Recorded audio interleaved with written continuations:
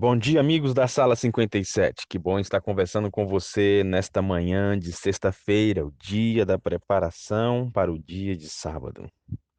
Desejo que a sua semana tenha sido uma semana abençoada. Desejo que o dia de hoje seja mais ainda repleto das multiformes bênçãos de Deus sobre a sua vida, diante das suas necessidades, diante dos seus projetos, dos seus sonhos. Que todos eles sejam realizados e que sejam mantidos no Senhor. Queridos amigos e amigas, independente das circunstâncias que nos cercam, você e eu temos um Deus vivo, um Deus em quem nós podemos confiar plenamente, um Deus que com a sua graça tem nos sustentado. E eu gostaria que você se apegasse a esse Deus com fé. Hoje eu vou fazer a reflexão do capítulo 15. Afinal de contas, que capítulo lindo, extraordinário, que nos traz lições muito importantes. Aqui, nos primeiros versos, fala exatamente sobre o filho de Roboão, né? E depois, lá mais na frente, vai falar sobre o filho de Roboão, Asa. Amigos, o primeiro verso aqui, os primeiros versos, fala exatamente sobre como, como os pais exercem uma influência sobre os filhos. E em determinado momento, é claro que os filhos em determinada idade têm o poder de escolha, né, de decisão, se vão seguir o exemplo dos pais ou não. Me chama a atenção a comparação do verso do rei que está no trono com Davi. De agora em diante, você precisa entender que todos os reis que virão, eles sempre serão comparados com o pai deles e com Davi. Essa é uma alusão que é feita constantemente. E diz assim: ele andou em todos os pecados que seu pai tinha cometido antes dele. O seu coração não era perfeito para com o seu Deus, Senhor seu Deus, como o coração de Davi, seu pai. Mas por amor a Davi, o Senhor lhe deu uma lâmpada em Jerusalém, levantando a seu filho depois dele, confirmando a Jerusalém. Agora preste atenção nesse detalhe. Porque Davi fez o que era reto aos olhos do Senhor, e não se desviou de tudo o que lhe ordenou em todos os seus dias de sua vida, a não ser no caso de Urias, o heteu. Davi, ele era alguém, e inclusive nas escrituras é o único, né, descrito como um homem segundo o coração de Deus. Que coisa linda, né? Davi tinha pecados? Tinha. Davi tinha falhas? Tinha. Isso fica evidente ao longo do reinado dele. Ele não foi um bom pai para todos os seus filhos, como eu já comentei. Ele era ausente, né? Davi, ele vacilou ali em um momento da vida dele, quando os reis saíam à guerra, e é exatamente aonde inicia-se a história do pecado dele com Betseba e depois do pecado só dele de mandar matar Urias, o heteu.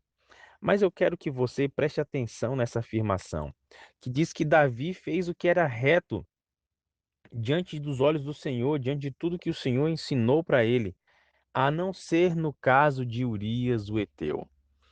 Amigos, o assassinato que Davi cometeu trouxe várias consequências, não somente para a família dele, como para o próprio povo de Israel. Você se recorda dos 3 castigos que o Senhor fez com que ele escolhesse? E mesmo depois do rei ter se arrependido, mesmo depois do rei ter reparado de alguma forma aquele erro, né, as consequências ficaram, mas ainda assim essa mancha ficou na história da vida de Davi. A ponto de décadas mais tarde, o seu neto, seu bisneto, seu tataraneto e todos que viriam serem comparados e essa mancha ser relembrada. Veja, Davi aqui é lembrado pelo que ele fez ao Senhor, mas também por esta falha que ele cometeu em ter mandado matar Urias. Pergunto a você, quais são as manchas que você carrega na sua história? Quais são os erros que você cometeu no passado que persistem em acompanhar você? Eu quero que você entenda o seguinte: o fato de você e eu aceitarmos a Cristo e termos um encontro real com Ele, permitindo assim que o Espírito nos mude, isso, queridos amigos, em momento algum vai apagar aquilo que nós fizemos no passado.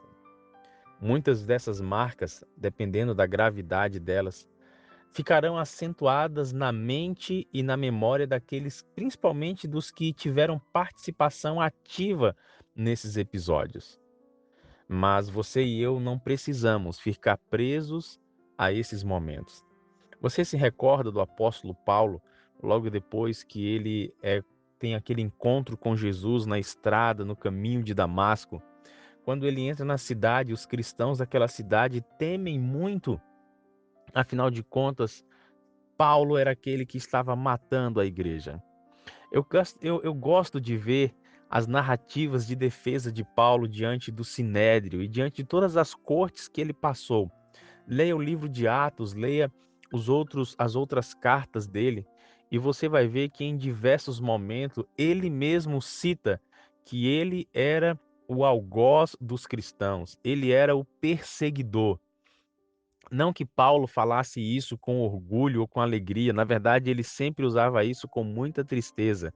Porém, Paulo entendia que tudo aquilo que ele passou quando estava longe de Deus, quando não havia tido um encontro real com o Espírito Santo, tudo aquilo agora iria servir para evidenciar na sua vida atual a mudança que o Espírito Santo havia feito na vida dele.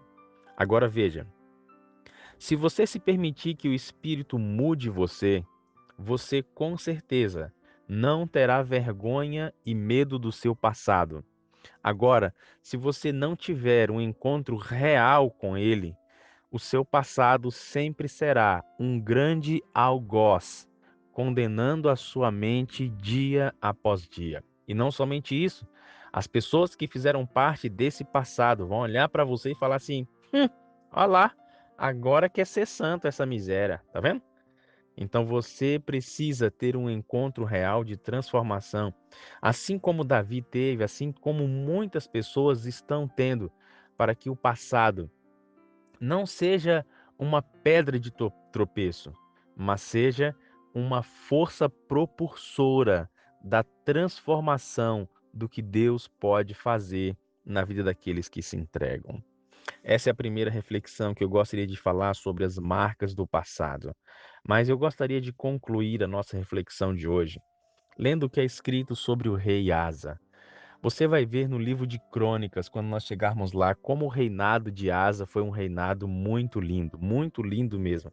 Aqui no livro de Reis é muito resumida a história dele, mas vai chegar um momento que você vai ouvir mais sobre ele. Asa, quando assume o trono, ele faz o que é reto aos olhos do Senhor, como Davi, seu pai. Olha que coisa linda, né, irmãos? Aqui também ele é comparado como sendo filho de Davi, né, porque Davi se torna o símbolo do modelo de um bom rei. E Asa, ele fez diferente de tudo aquilo que os pais dele haviam feito, né? Porque os pais de Asa, você vai se lembrar que foram exatamente levados para a idolatria. E Asa não queria esse caminho. E olha a que ponto chega a ousadia e a coragem desse jovem rei. O verso 13 diz que até a Maaca, sua mãe, ele removeu para que não fosse rainha, porquanto ela tinha feito um abominável ídolo para servir a Acera. Queridos amigos, você teria coragem de se afastar de alguém que pode colocar em risco a sua vida espiritual? Pergunto isso com muita franqueza e às vezes até com dor no coração. Olha o que Asa fez. Ele não deixou que a sua mãe fosse a rainha, porque ele sabia exatamente a influência que ele poderia exercer sobre ela e uma influência negativa, afinal de contas, ela havia construído um ídolo. Agora imagina se essa mulher tem o poder nas mãos, como ela não poderia corromper não somente o coração do rei, como também ser uma pedra de tropeço para a reforma espiritual que Asa estava querendo levar avante em Israel. Você teria coragem de se afastar das más companhias? Eu quero que você pense com muito carinho hoje, porque isso é uma atitude muito sábia.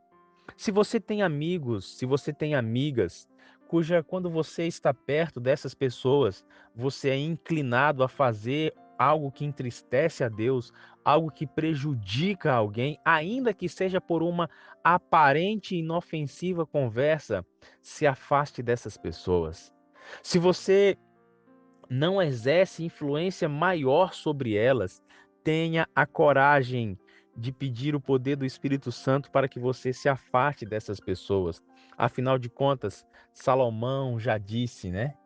Ele já disse em seu livro inspirado que as más companhias corrompem o homem. Por isso, meus queridos amigos, você precisa ter sempre a visão espiritual das coisas, para que você esteja se colocando diante de pessoas que vão levar você para um nível de crescimento. E se você perceber que de alguma forma você está sendo prejudicado por alguém, em oração, permita ao Espírito direcionar a sua vida para que você, assim como Asa, tome uma decisão acertada de honrar e glorificar o Senhor em tudo na sua vida. O meu desejo é que você use o dia de hoje para começar a tomar essas atitudes que precisam ser tomadas. Que as marcas do seu passado sejam hoje uma testemunha do que Deus fez de transformação em sua vida.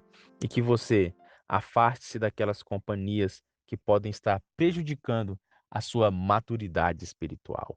Um grande abraço para você e nós nos encontramos aqui na sala 57.